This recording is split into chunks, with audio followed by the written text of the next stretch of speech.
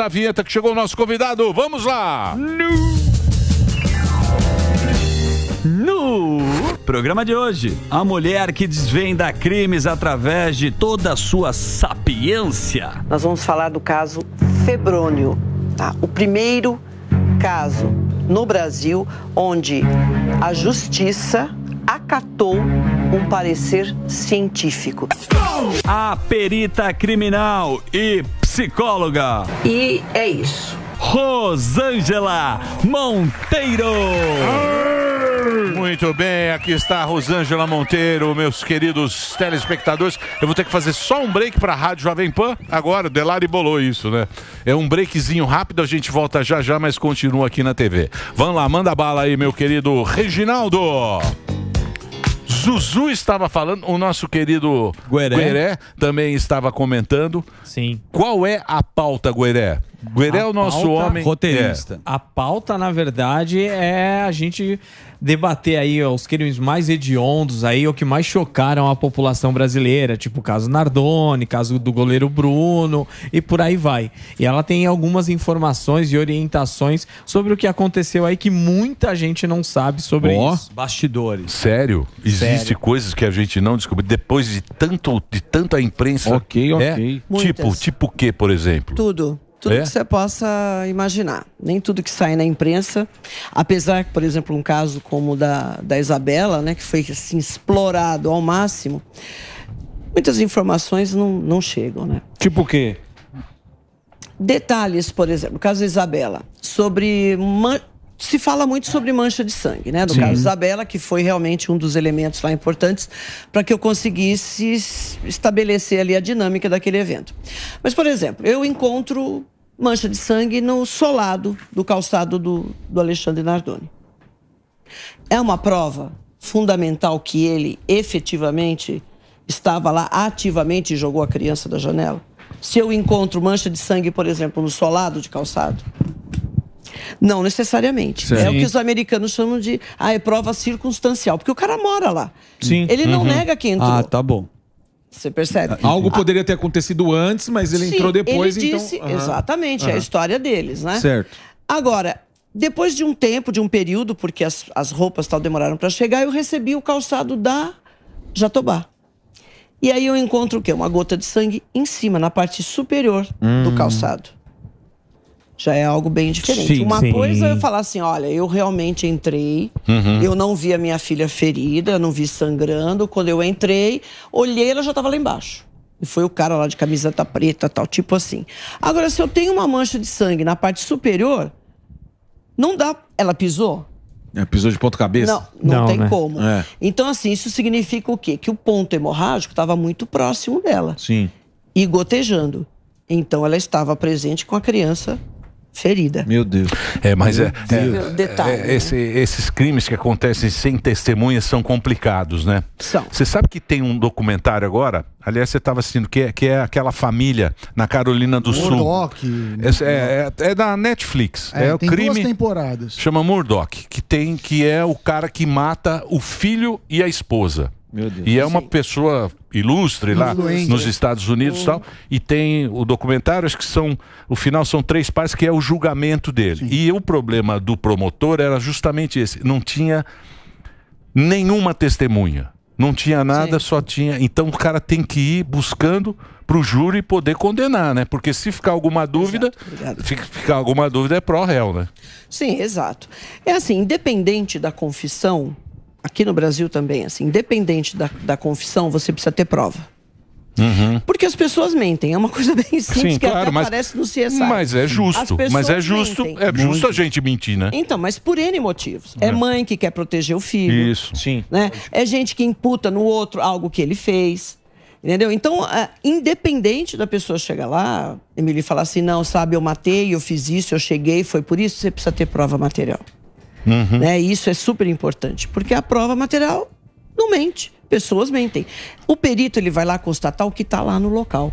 Qualquer coisa que eu venha a falar, em termos de dinâmica de crime, de autoria, eu tenho que provar. Tem que ser elemento material, que todo mundo possa ver. Não é a minha opinião. O perito não dá a opinião dele, eu acho, eu sonhei, eu senti aqui. A gente até pode ter isso, claro, porque quanto mais você trabalha, você vai adquirindo know-how.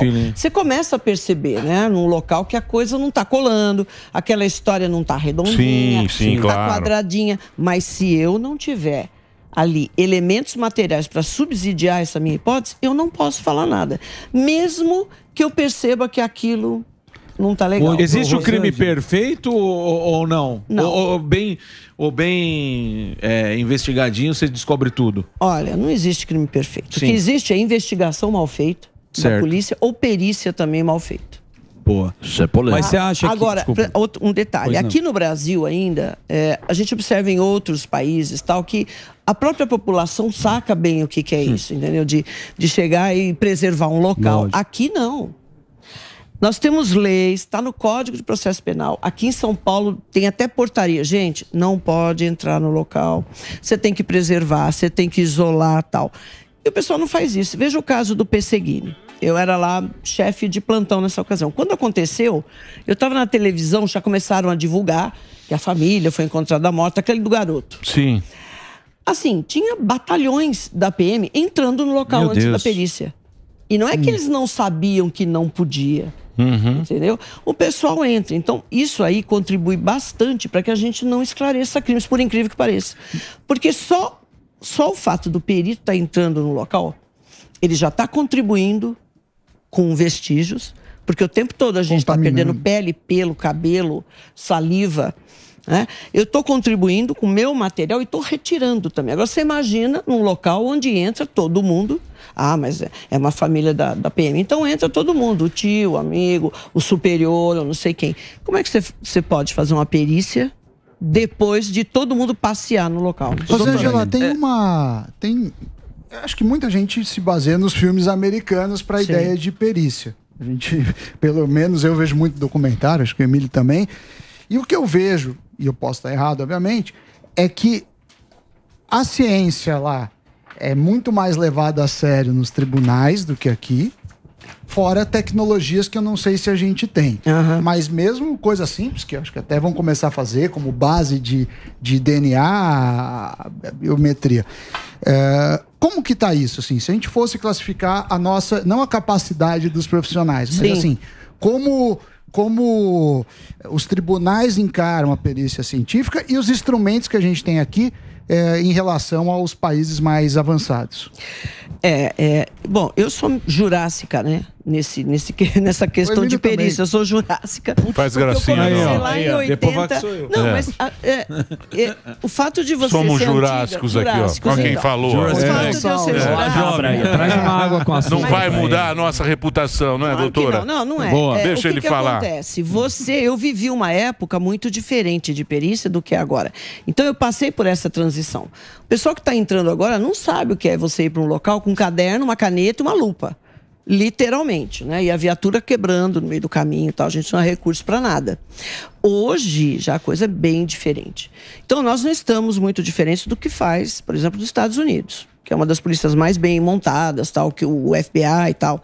Não tem diferença, não. Tá? O que falta ainda para nós aqui é, por exemplo, banco de dados. Então, é o que você comentou, banco de... Gente, tudo para você identificar, você tem que comparar. O Sérgio Moro está com um projeto aí, ele falou aqui. Não foi? Então a gente precisa de banco de dados, a começar de banco de dados de impressão digital, que é a coisa que todo mundo conhece e ainda está super importante você levantar. Não só da ponta dos dedos, do lábio, da face, da palma, da planta do pé. Nós temos assim, a nossa pele é única. Então qualquer lugar que você vá examinar é único, identifica você. Agora, a gente precisa do DNA. Não tem como, e você tem que ficar alimentando esse banco de dados. Então, ainda está uma coisa devagar. Então, mas deixa eu fazer uma pergunta para você, te interrompendo. Por exemplo, a gente está falando do caso Nardoni, certo? Sim. Certo. Porque aquilo também foi muito complicado, aquela história. Durou muito tempo e ficou uma hora falava, outra hora na rede e tal. Opiniões. Se o Nardoni pegasse uma bituca de cigarro na rua, uma bituca de cigarro, ele pegava lá com uma luva cirúrgica, sim, levasse lá, coloca no apartamento, chega a polícia e fala, ó, alguém fumou aqui. E ninguém fuma, né? Aqui. Então, assim, alguém fumou aqui. Olha aqui, ó, tem um cigarro. Acabou, porque ali vai ter o DNA de alguém que ninguém sabe quem é e não é dos Nardoni. E daí? E aí? Mas não é só isso. Não tem cinza no chão? Né? Só Não. bituca, não tem cinza. Sim, mas o cara colocou ali aquele plantou negócio. um negócio. Então, mas Você aí acha que fica a naquela dúvida. emoção- Porque aí fica a dúvida. Mas Sim. aí você tá fazendo um crime perfeito. Mas Então, esse é o trabalho. então, mas esse é eu o quero saber trabalho. o seguinte, a gente não pode ter dúvida. Sim. Né? Sim, sim. Como é que iria explicar isso? Olha, se eu considerar um local, como você está colocando, que só tem um único vestígio, tá correto o que você está falando. Fica difícil. Porque se o indivíduo que estava lá com aquela bituca, fumando, por exemplo, ele não tem passagem nenhuma pela polícia, não tem material dele em nenhum banco de dados. Porque nos Estados Unidos também é assim. Você não pode pegar uma identificação civil e colocar lá. A polícia sempre trabalha... Assim, o indivíduo lá foi pego dirigindo ou atropelou alguém, não é como aqui. O cara já tem que fornecer o material dele genético. Porque a gente sabe que é um histórico. Entendeu? E o cara começa agredindo as pessoas na rua, dirige bêbado, atropela, faz um strike. Daqui a pouco ele está matando, roubando e tal. Nem todos, mas a maioria. Então, por isso que você tem que ter esse banco de dados. Agora, vamos supor que num local realmente o cara seja assim, vai lá e pega uma bituca e fala, bom, eu estou premeditando o crime, eu quero matar fulano, quero comprometer, sei lá, eu quero sair fora e vou colocar. É que o local, ele não tem só um único vestígio, Emílio. Não dá para ter um único vestígio. Ah, só tem essa bituca. Não dá. Não dá para ter. Então, a gente tem uma gama assim, enorme de vestígios para buscar. Até um local extremamente limpo, até a falta de vestígio é um vestígio importante para você considerar, tá? Então, hipoteticamente, num local tem aquela bituca, não tem mais nada, é essa pessoa, evidentemente, que matou? Não sei. Porque pode ser um entregador, pode ser algo que eu trouxe comigo e não percebi. Entendeu? Então, mas o fato de fica a você... dúvida. Mas eles negaram até ter o benefício da lei, porque quando você vai ter o benefício da lei, vai lá um psicólogo, aí você tem que confessar o crime, né? No final, eles acabam confessando para ter o benefício da lei para sair. Diminuir a pena. Sim, para diminuir pena. Aí o cara confessou, mas eles negaram até o final. Sim. Até Mas o final você acredita, doutor, você acredita na volta para essa pessoa, assim, um Nardoni, ou esses casos mais midiáticos, você acredita na recuperação da pessoa, na parte psicológica, depois de tudo que aconteceu? Não. Não. Não. Porque acho que a Richthofen vai ser solta, né? Então, esse é um grande problema aqui no Brasil. Não são nem as leis, gente. O juiz, quando ele dá lá a dosimetria, ele põe lá 40 anos. Sabe o que tem que acontecer aqui no Brasil? O indivíduo tem que cumprir 40 anos. É isso aí. Aí o que acontece? Não, mas ele tem bom comportamento. Você já viu alguém na cadeia ter mau comportamento? Você pega uns 2 ou 3. É só santo, né? Não. Aí o cara, ele chega lá, claro, ele vai fazer curso de crochê, tricô, ele vai encontrar Jesus. Nossa, que beleza, ele encontrou Jesus, ele está agora aprendendo a fazer tricô, crochê, está lendo, participa de todas as atividades lá, então ele tem um bom comportamento, ele vai. Não é assim, a gente tem que pensar o seguinte, ou então esses laudos que eu vejo, laudo criminológico, que você tem que passar. Tem profissional que é incrível isso, a gente põe lá, ele nunca mais vai cometer esse crime. Gente, eu não posso falar nem a meu respeito. Exatamente. Eu não sei se você pergunta, mas você é capaz de matar alguém? A possibilidade existe, eu não sei, depende das circunstâncias. Sim. Se alguém ameaçar a minha vida, ameaçar a vida de alguém que você ama, você vai falar, eu não vou fazer isso? Eu faço. Agora, não é o que o indivíduo vai fazer depois, é o que ele fez. Boa. Você pegar uma criança, no caso do Nardoni, tudo que aconteceu com ela, um ferimento idiota, que ninguém soube ali contornar, porque criança enche o saco, criança dá trabalho, você passar com 3 crianças, blá, blá, aquela situação toda. Se no início a coisa já estivesse parada, se tivesse equilíbrio, nada disso teria acontecido. Aí eu tenho uma sucessão de atos para consertar o anterior, mas é pior do que o anterior. Aí chega nisso. Gente, não, precisa mais alguma coisa para essa pessoa cumprir 30 anos? 20 anos? 40 anos? Esse é o nosso problema. E diminuir a pena por causa O juiz põe lá 50 anos, ou 40 agora, porque ninguém pode cumprir mais do que 40 anos. Só que o cara, quem é que cumpre 40 anos? Fica 7 e tá por isso mesmo. Tá por isso mesmo. Então, você é a melhor perita do Brasil. É de longe a mais top. Qual é algo que te deixou em dúvida, assim, desses crimes mais famosos, tal, que você ficou em dúvida?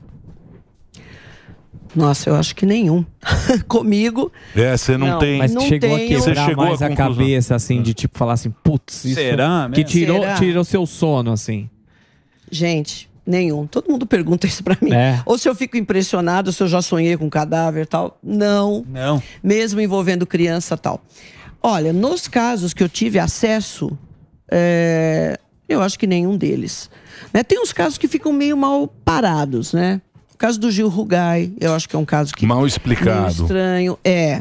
Panos quentes ali, né? É uma coisa meio dividida. E, claro, a Rua Cuba, né?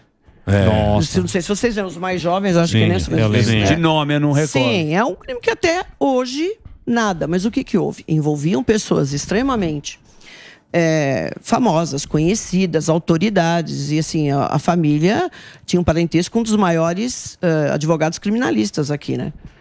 Do Brasil, do mundo e tal. O que aconteceu? Uma cena de crime totalmente alterada, limpa, né? E uma quantidade de gente no local impressionante. Quando o perito chegou, tinha uma multidão lá. Então foi o secretário de segurança, o governador, o amigo, não sei.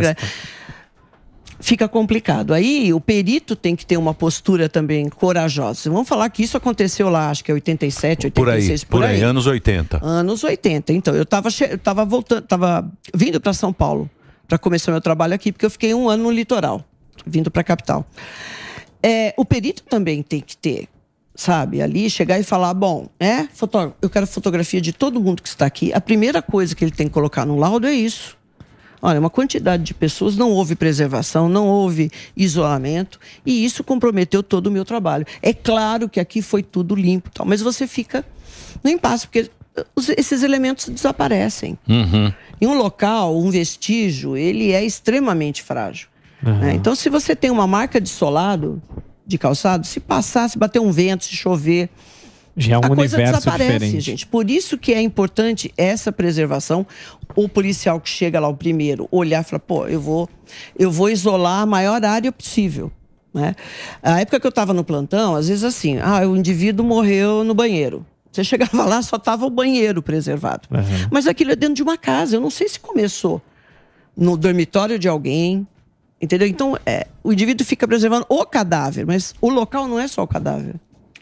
Ele é tudo que está ao redor. E me fala uma coisa, e faz de trás para frente igual o acidente de avião? Como assim, porque acidente de avião é o seguinte, o avião tá lá, tá caído, ele faz o trajeto ao contrário. Ele faz ao contrário. Ele vai procurar o que aconteceu aquilo lá. A origem. Como é que é feito? Origem. Como é que é feito o processo da... O processo de local, que isso é um tipo de perícia. Nós temos vários tipos de perícia, gente. Não é todo perito que vai para a rua, que vai examinar cadáver na rua e tal. A gente tem perícia de documento, de informática. Não, tal. mas de crime lá, Mas do de presuntão. crime do Presuntão local. tá lá, ó. Do geral pro específico, sempre. Eu costumo falar para os meus alunos e para gente, o cadáver não vai sair no local. Você não tem que chegar lá e correndo para cima do cadáver para ser o primeiro a examinar. Tá? Então vamos supor, uma pessoa que, como aconteceu agora infelizmente com a jogadora de vôlei, que suicidou-se por precipitação, que é um dos meios mais utilizados para se suicidar. O que é precipitação? Como Ela é que saltou. Precipitação é se jogar. Se jogou. Precipitação. Você tem que chegar, o cadáver está lá embaixo, ele não vai sair. Está preservado, você tem que começar da onde? De onde possivelmente ela se jogou. Entendi. Ela se precipitou. Entendeu? Porque ali você já vai encontrar uma série de elementos, de vestígios, até para definir como foi essa queda. Se ela sentou na beirada do parapeito e escorregou, se ela deu um impulso, se ela segurou. Na verdade, todos esses vestígios são muito mais frágeis do que o cadáver em si. Então, primeiro você começa lá do geral, começando da residência, tem gente que se joga de pontilhão. Entendeu? Os caras são super criativos. Então quer dizer, aquela coisa que a gente vê no filme que o cara fala assim, o cadáver conversa comigo. Sim. Conversa? Conversa. É? Você tem que saber. Você olha lá, você conversa com o presuntão? Conversar. Porra, tem que ter um sangue frio, hein, doutora? Hein, doutora? É ler o que aconteceu. Não é que ela bate um papo. Mas você vê ali as marcas, você está olhando. Sim. O cadáver é um vestígio super importante no local. Mas a Isabela, por exemplo, ela tinha sido já removida. Ela já chegou no hospital morta. Não quer dizer que você não consiga levantar e estabelecer uma dinâmica, como foi nesse caso aí. Exato que você conseguiu. Por quê? Preservação de local. E o da Isabela começou no carro, né? Se eu não me engano. Mas o que aconteceu? Quando eu vi a gota, uma gota de sangue, a morfologia me diz se é de fora para dentro, de cima para baixo, a que velocidade, né? Ângulo de incidência tal. O que nós observamos? O que eu observei? Que começou, ela já entrou ferida. Então a gota de sangue indicava que foi de fora para dentro. Ok. De fora onde? Porque é um prédio. Sim. Eu não sabia de onde. Então aí você tem que examinar os elevadores, todos os halls do edifício. Eu examinei tudo aquilo, examinei 2 garagens e chegamos nos veículos. Porque você não sabe da história. A história é, eu não vi minha filha ferida. Eu deixei ela dormindo, fui buscar os outros filhos. Quando eu voltei, ela não estava mais lá, ela estava lá embaixo. E aí apareceu uma história tal de um cara de camiseta preta. Só para mostrar. Então eu tive que buscar. Eu poderia também não encontrar nada. Porque não daria. Mas eu passei noites lá examinando tudo aquilo e chegou nos veículos. E tinham 2. Num deles, eu encontrei sangue. Né, humano. Então, tudo indicava que a história começou ali. Porque nos outros locais eu não encontrei absolutamente nada. Né? Isso você precisa ter tempo, comprometimento, paciência, porque você não faz um exame em 5 minutos. Verdade. Sim. E o reagente... Primeiro você tem que fotografar, aí você usa o reagente, não tem que usar óculos, tal, que nem no CSI, não. Você enxerga, tem que estar escuro. E você tem que coletar. Eu fiz um caso de 3 jovens que foram mortos pela polícia em Guarapiranga. E só chegou a viatura para mim. Porque os rapazes desapareceram, ninguém sabia o que acontecia. A Corregedoria Penal falou, olha, nós levantamos que em tal dia, nesse dia, tal viatura estava de plantão lá. Mas eles não reportaram nada. Porque qualquer coisa que aconteça, a PM, se ela der uma informação para alguém na rua, ela tem que colocar. Um transeunte parou, perguntou. E não tinha nada, não. Nós, não sabíamos de nada, não.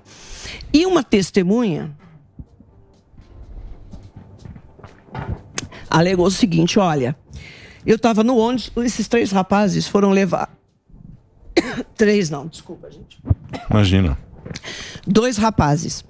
Eles foram levar o primo... A vodka é forte mesmo. É que a gente... Isso aqui é beluga. A gente serve... Essa vodka aqui... Natasha, você pode trazer... Delari errou na hora. O Delari, ele tá acostumado...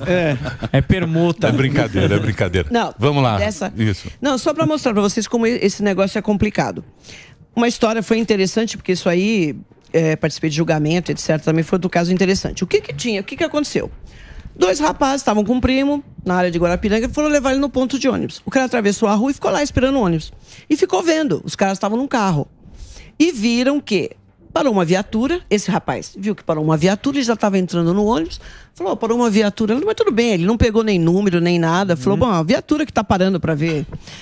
E esses rapazes sumiram. E aí a família começou, escuta, o que aconteceu? Você viu alguma coisa? Não, eles me deixaram aqui, mas do ônibus eu vi que parou uma viatura da PM. Os caras desaparecidos. Acharam um rapaz, foi feito um micro-ondas com ele, e aquilo de colocar nos pneu, pneus. Né? Sim, um dos rapazes, sim. Tá. E o outro foi, assim, morto e parcialmente enterrado. Ele ficou com a mão para fora. Nossa. Bem raso, assim. E assim, quem fez isso não se preocupou muito em esconder também, não. Porque o que foi feito micro-ondas, as pessoas passaram por lá, já viram. E o outro estava numa região também ali de Guarapiranga, meio no mato, mas tinha estrada, assim. O cara passou, viu uma mão... Ele falou, gente, o que é isso? É boneco? O que foi lá? Era uma mão humana.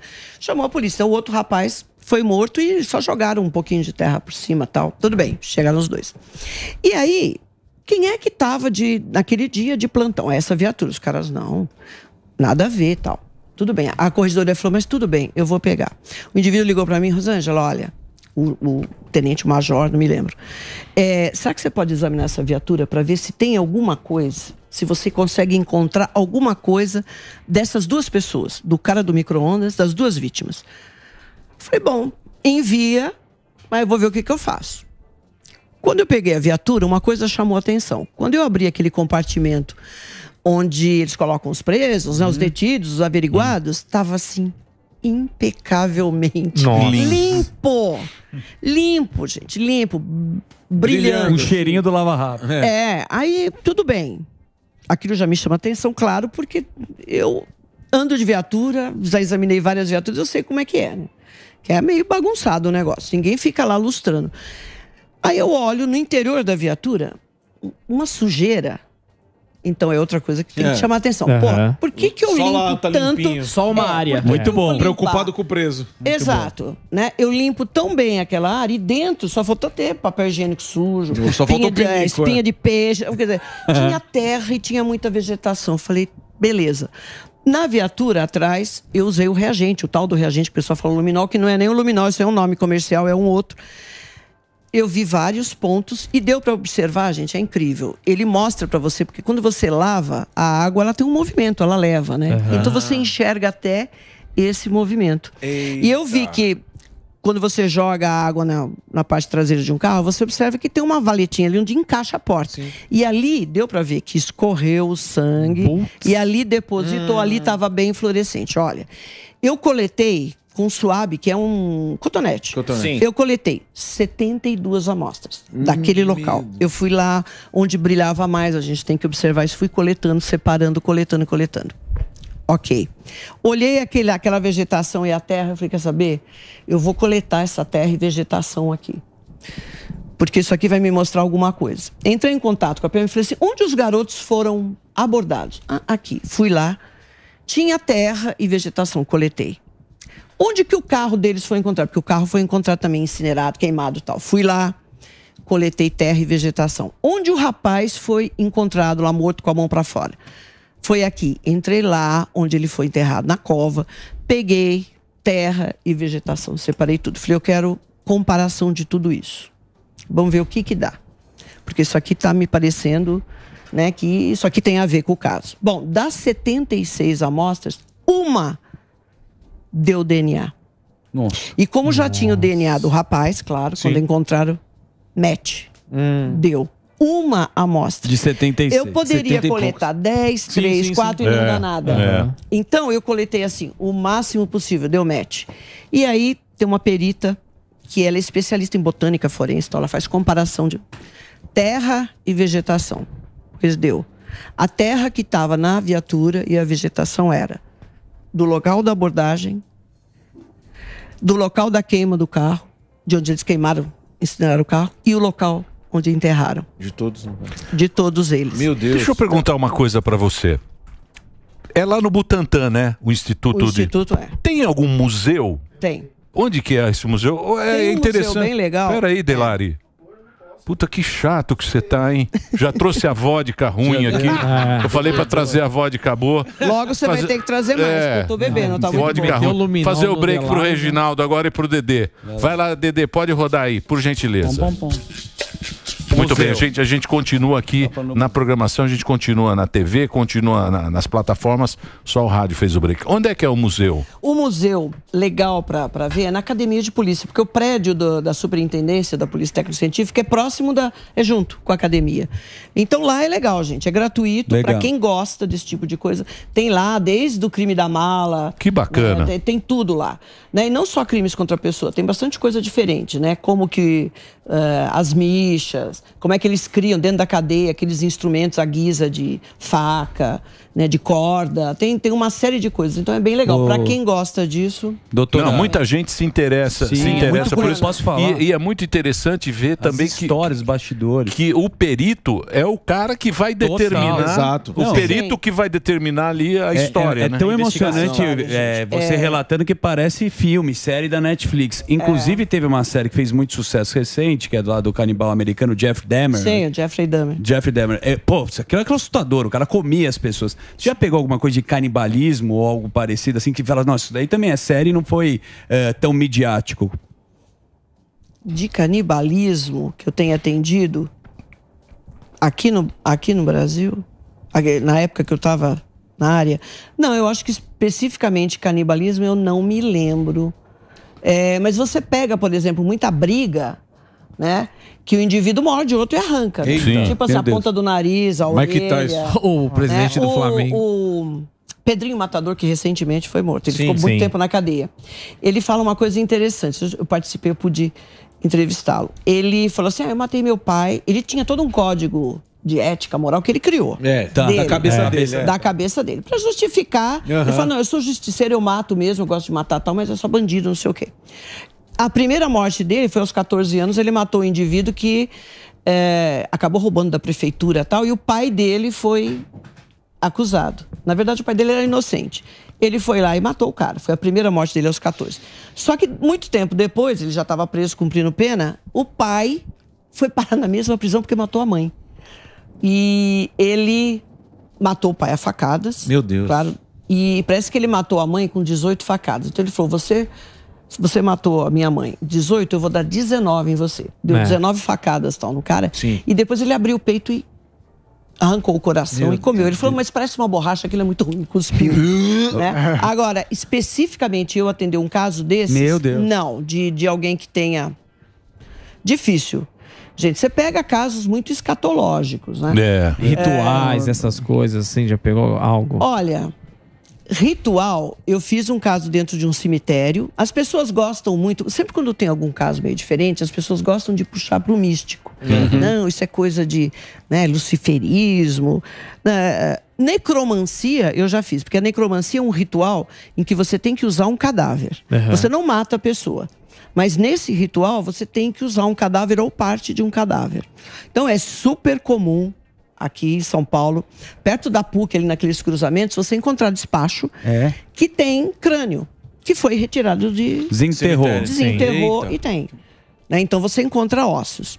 Mas eu atendi um caso de necromancia mesmo. O indivíduo fez um trabalho dentro de um cemitério com uma bacia de barro enorme.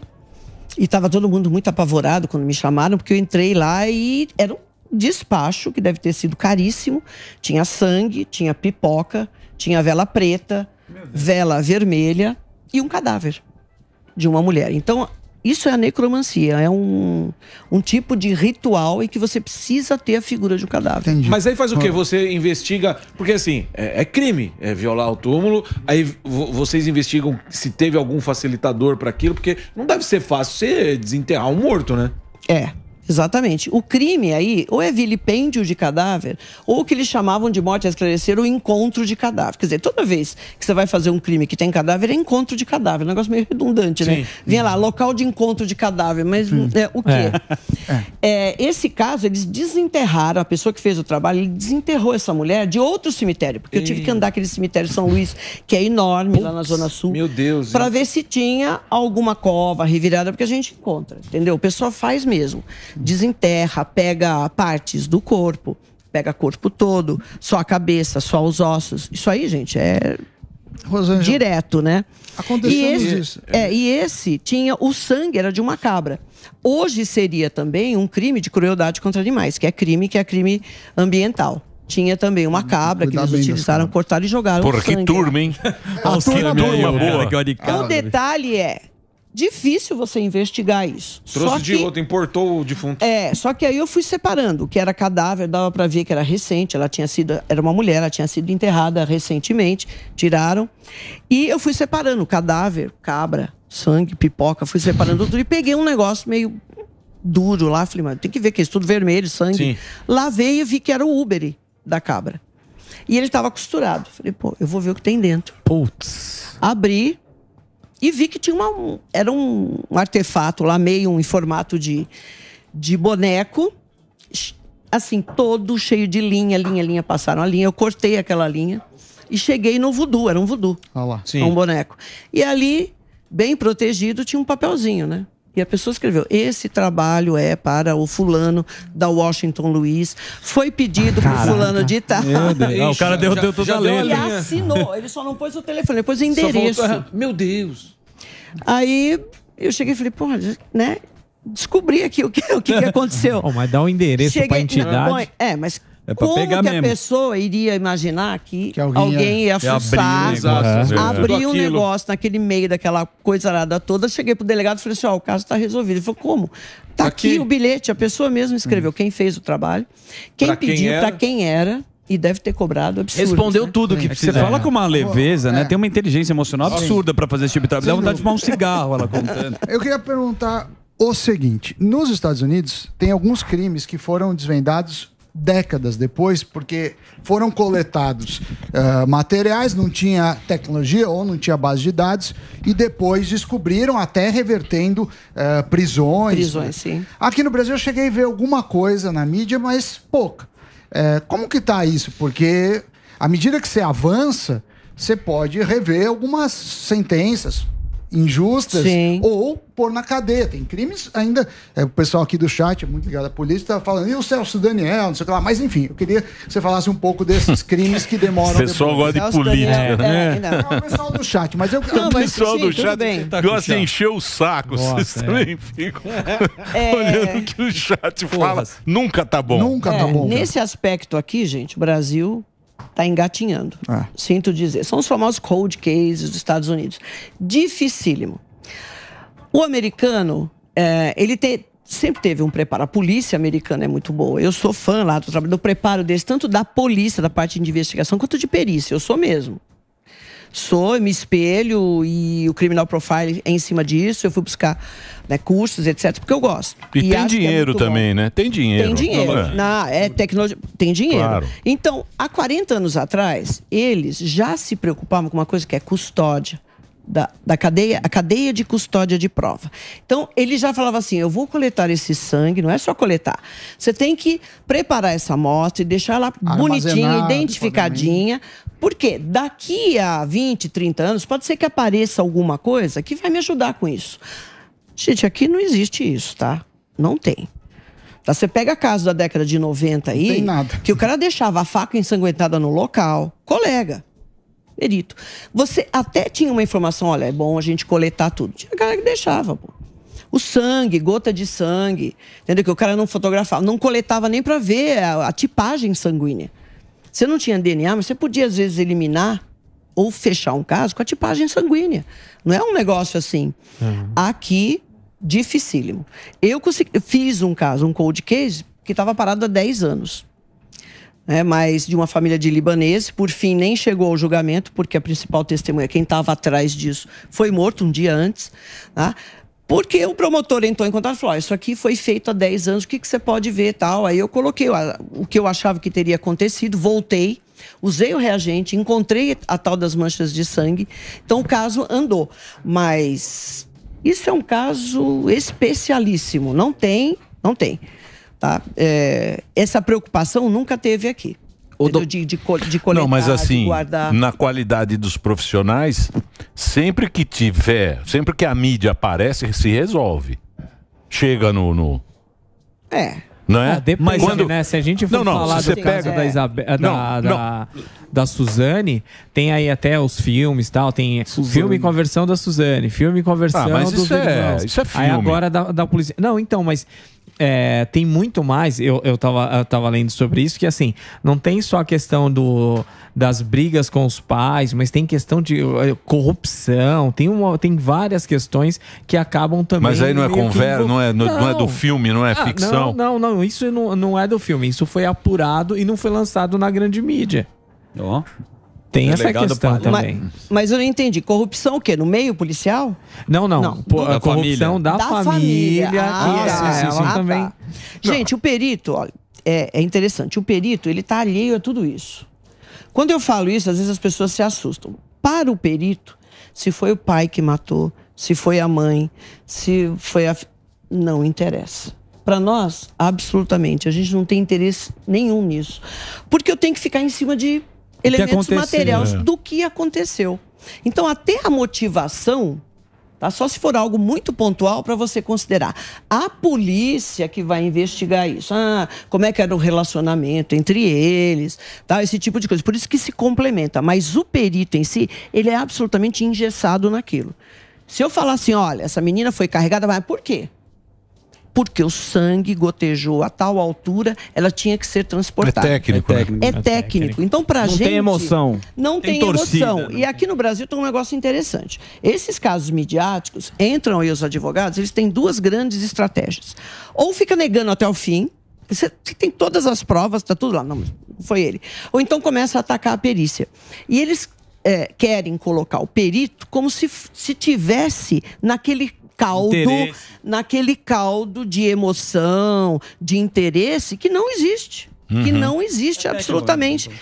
A não ser assim, se eu chegar no local e falar, pô, eu conheço esse cara, é meu vizinho, eu tenho contato, é meu primo. Já aconteceu isso, de perito chegar e era o filho.